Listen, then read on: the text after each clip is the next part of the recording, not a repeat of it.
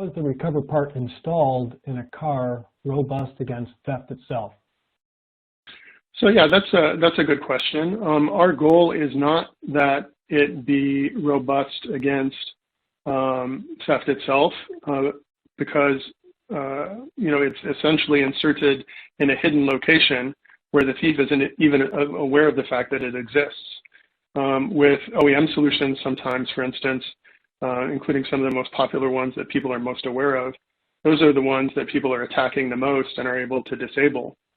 We sort of operate in a stealth type mode where if you put it in a hidden location inside a door well or inside the door compartment at the back, which no one ever touches or uses, or hidden under a seat, it's the randomness actually of it that creates the security, because these will never be able to find it in one single location like they do with other solutions.